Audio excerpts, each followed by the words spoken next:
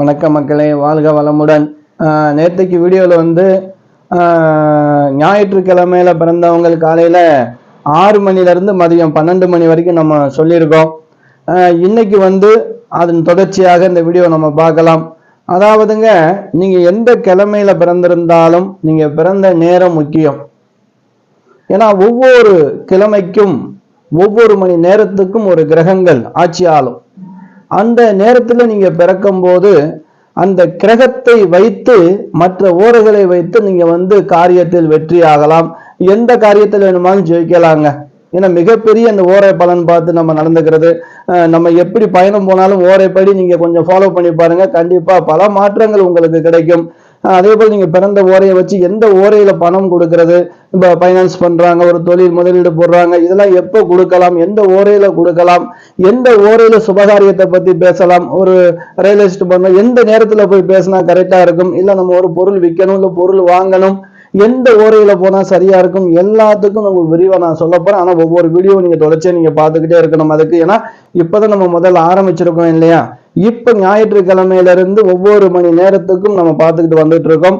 இந்த வீடியோக்கெல்லாம் உங்களுக்கு 7 வாரத்துக்கு முடிஞ்சதுக்கு அப்புறம் தொடர்ச்சியாக எந்தெந்த ஓரையில பிறந்தவங்க என்னென்ன செய்யக்கூடாது, என்னென்ன செய்யணும், எந்த ஓரையில நீங்க காரியத்தை கரெக்டா போய் நீங்க செஞ்சீங்கன்னா அந்த காரியம் உங்களுக்கு 100க்கு 100 வெற்றி கொடுக்கும். எல்லாமே நம்ம வீடியோல வரப்போகுதுங்க. கண்டிப்பா நம்ம சேனலை புதுசா பார்க்குறீங்க அப்படின்னா சப்ஸ்கிரைப் பண்ணிக்கிறங்க, லைக் பண்ணுங்க, ஷேர் பண்ணுங்க, சப்போர்ட் பண்ணுங்க. கண்டிப்பாக இந்த ஓரை பலன் அந்த காலங்கள்னா ஓரை தாங்க மெயின். ஓரையை பார்த்து தான் எல்லா விஷயத்தையும் பண்ணுவாங்க. இந்த ஓரையை பத்தி தெரியாத விஷயங்களையும் உங்களுக்கு நான் இப்போ கொடுத்துட்டு இருக்கேன். கண்டிப்பா தெரிஞ்சுக்கிட்டு பலன் பெறணும், நல்லா இருக்கணும், எல்லாமே அதுதான். நேற்றுக்கு வந்து நம்ம 12 மணி மதியம் 12ல இருந்து 1 வரைக்கும் பார்த்தாச்சு. ஞாயிற்றுக்கிழமையில பிறந்தவங்களுக்கான பலன் இது.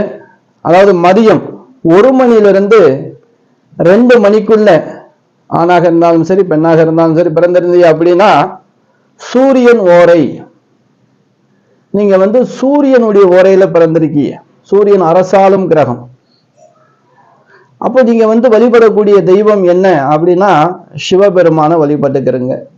காலையில சூரிய உதயத்துக்கு முன்னாடி எழுந்து சூரிய நமஸ்காரம் பண்ண வேண்டிய வேலை உங்களுடைய கடமை.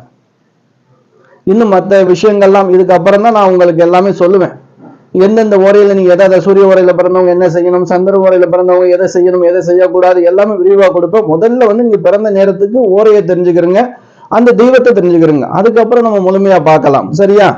இப்ப 2 மணிலிருந்து மதியம் 2 மணிலிருந்து 3 மணிக்குள்ளாக ஞாயிற்றுக்கிழமையில பிறக்கிறவங்க சுக்கிரனுடைய ஓரையில பிறந்தவங்க.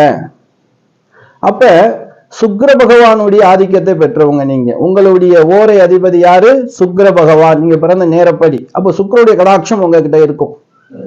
நீங்க வந்து மகாவிஷ்ணு, இந்த பெருமாள், லட்சுமி தேவியெல்லாம் வழிபட்டுக்கலாம். ஸ்ரீரங்கநாதன் வழிபட்டுக்கிறது ரொம்ப ரொம்ப விசேஷங்க.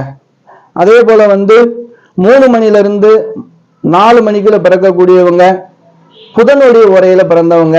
ஞாயிற்றுக்கிழமையில 3 to 4 புதனுடைய ஓரையில பிறந்தவங்க. இவங்க வந்து புதனுடைய காரகத்துவம், அவங்களுடைய கடாட்சத்தில் பிறந்தவர்கள்.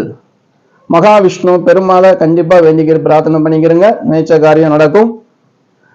4 to 5 மாலை நேரத்துல 4 to 5க்குள்ள பிறக்கக்கூடியவங்க சந்திர பகவானுடைய ஓரையில பிறந்தவங்க. உங்களுடைய ஓரை சந்திர பகவானுடைய ஓரை. அப்ப சந்திர பகவானுடைய அந்த காரக நிலையில் பிறந்தவர்கள். நீங்க வந்து பார்வதி அம்மனை வழிபட்டுக்கிறணும், ஆதிபராசக்தியை வழிபட்டுக்கிறணும். சரி, 5 to 6 சாயந்தரம் 5 to 6 பிறக்கக்கூடியவர்கள் சனி பகவானுடைய ஓரையில பிறந்தவர்கள், நீதிமான். நீங்க வழிபடக்கூடிய தெய்வம் ஈஸ்வரன் வழிபட்டுக்கிறலாம், பைரவர், ஐயநாதன், ஐயப்பன், இந்த மாதிரி தெய்வங்களை வழிபட்டுக்கிறது உங்களுக்கு விசேஷம். 6 to 7 மாலை 6 to 7 ஞாயிற்றுக்கிழமை பிறந்தவங்க, மாலை 6 to 7 பிறந்தவங்க குரு பகவானுடைய உரையில பிறந்தவங்க. அதிகமா அன்னதானம் கொடுங்க. தட்சிணாமூர்த்தி வழிபாடு மிக மிக சிறப்பு. அதே போல ஞாயிற்றுக்கிழமையில இரவு 7 மணிலிருந்து 8 மணிக்குள்ள பிறந்தவங்க செவ்வாய் பகவானுடைய ஓரையில பிறந்தவங்க. முருகப்பெருமான வழிபட்டுக்கிறங்க, ரொம்ப ரொம்ப விசேஷம். 8 to 9 ஞாயிற்றுக்கிழமை இரவு சூரிய பகவானுடைய ஓரையில பிறந்தவங்க. ஏற்கனவே சொல்லியிருப்பேன் இல்லையா, சூரிய பகவான் ஓரையில பிறந்த எல்லோருமே சிவபெருமானுடைய சிவ பூஜை வழிபாடும் சூரிய பகவானுடைய வழிபாடும் மிக மிக அவசியம். கண்டிப்பா காரியம் வெற்றியாகும். அதே போல இரவு 9 இருந்து 10 மணிக்குள்ள ஒருத்தர் பிறக்கிறாங்க அப்படின்னா அவங்க ஞாயிற்றுக்கிழமையா இருக்கும்போது சுக்கிரன் உரையில பிறந்தவங்க. அப்ப சுக்கிர பகவானுடைய உரையில பிறந்திருக்கிற நீங்க பெருமாள் மகாலட்சுமி வழிபாடு உங்களுக்கு மிகப்பெரிய நன்மை தரும். 10 மணில இருந்து இரவு 11 மணிக்குள்ள பிறக்கக்கூடிய ஞாயிற்றுக்கிழமையில பிறந்தவங்க, புதனுடைய உரையில பிறந்தவங்க. புத பகவானுடைய உரையில பிறந்திருக்கிறதுனால நீங்க மகாவிஷ்ணு பெருமாளை நீங்க வழிபட்டுக்கிறலாம். அதே போல இரவு 11 மணில இருந்து 12 மணிக்குள்ள ஒருத்தர் பிறந்திருக்காங்க அப்படின்னா அவங்க சந்திர பகவான் உரையில பிறந்தவங்க. இவங்க பார்வதி அம்மனை வழிபட்டுக்கிறனும். இப்ப ஆங்கிலப்படி டேட் மாறும் இல்லையா? ஆனா நம்ம கணக்குப்படி பார்த்தீங்கன்னா 6 to 6 தமிழ் கணக்குப்படி இது ஞாயிற்றுக்கிழமை தாங்க. இங்கிலீஷ் டேட் படி உங்களுக்கு கிழமை மாறும். ஆனா ஓரையை பொறுத்த வரைக்கும் நீங்க செய்ய வேண்டியது ஞாயிற்றுக்கிழமை கணக்கு தான். ஏன்னா சூரிய உதயமானா தான் மறுநாள் கிழமை நம்ம கணக்குப்படி வரும். அப்ப இரவு 12 மணில இருந்து 1 மணிக்குள்ள பிறக்கக்கூடியவங்க ஞாயிற்றுக்கிழமை கணக்கு தான், சரியா? ஆனா இங்கிலீஷ் டேட் படி மாறிடும். உங்களுக்கு புரியுதுக்கா சொல்றேன். சனி பகவானுடைய ஓரையில பிறந்தவங்க இவங்க பைரவர், ஐயநாதன், ஐயப்பானுடைய வழிபாடு ரொம்ப ரொம்ப உத்தமம். அதே போல நள்ளிரவு 1 மணில இருந்து 2 மணிக்குள்ள பிறக்கிறவங்க குரு பகவானுடைய உரையில பிறந்தவங்க. குரு பகவான் உரையில பிறந்தவங்க தட்சிணாமூர்த்தி வழிபாடும் அன்னதானம் கொடுக்கறது மிக மிக நன்மையான ஒரு விஷயம்.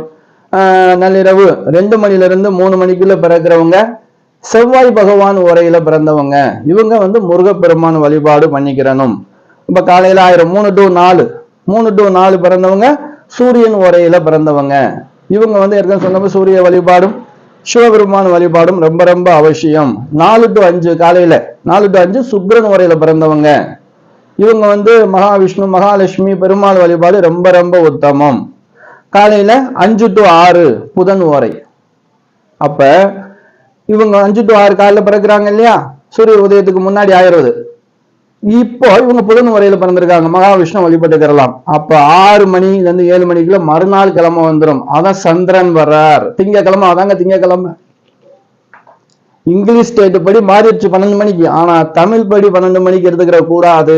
ஓரையை பொறுத்த வரைக்கும் நீங்க பாத்தீங்க அப்படின்னா எந்த கிழமையாக இருந்தாலும் காலையில 6 to 7 ஓரை எந்த ஓரையோ அதுதான் கிழமை. நீங்க ஞாயிற்றுக்கிழமை பாத்தீங்கன்னா காலையில 6 to 7 சூரியன் ஓரை தான் இருக்கும். அப்போ சூரியன் தான் அந்த நாளுக்கு அதிபதி. திங்கக்கிழமையா இருந்தா 6 to 7 சந்திரன் வருவார். அப்ப சந்திரன் அதிபதி. செவ்வாய்க்கிழமையா இருந்தா காலையில 6 to 7 6 வருவா அப்படின்னா அங்காரகன் செவ்வாய் தான் வருவார். புதன்கிழமை நீங்க பார்த்தீங்கன்னா 6 to 7 புதன் வருவார். வியாழக்கிழமை பார்த்தீங்கன்னா 6 to 7 குரு வருவார். வெள்ளிக்கிழமை பார்த்தீங்கன்னா 6 to 7 சுக்கிரன் வருவார். சனிக்கிழமை பார்த்தீங்கன்னா 6 to 7 சனி பகவான் வருவார். சூரியனுடைய நாளிகையில இருக்கக்கூடிய கிரகங்கள் அந்த நாளை ஆளக்கூடிய கிரகங்கள். அந்த நாளை ஆண்டாலும் அடுத்தடுத்து வரக்கூடிய ஒவ்வொரு மணி நேரத்துக்கும் அந்த 9 கிரகங்கள் மாறி மாறி வரும். அந்த 7 கிரகங்கள் மாறி மாறி வரும். ஏன்னா ராகு கேதுக்கு கிடையாது. அப்படி மாறி வரும்போது நீங்க பிறக்கும் போது அந்த பிறந்த நேரப்படி வரக்கூடிய ஓரையின் பலன் பார்த்து சில விஷயங்களை நீங்க தெரிஞ்சுக்கிறலாம். இப்ப ஓரையை தெரிஞ்சுக்கிறோம், நேரம் ஓரையத்தை தெரிஞ்சுக்கிறோம். நம்ம இன்னும் விஷயம் இனிமேதான் இருக்கு. அது ஒவ்வொரு வீடியோ நம்ம பார்க்கலாம். நாளைக்கு கண்டிப்பா திங்கக்கிழமைக்கான பலன் நம்ம பார்ப்போம். பிறந்த நேரப்படி அவங்களுக்கு என்ன ஓரை அப்படிங்கிறத பார்த்துக்கிறோம். வணக்கம். நாளை சந்திக்கலாம்.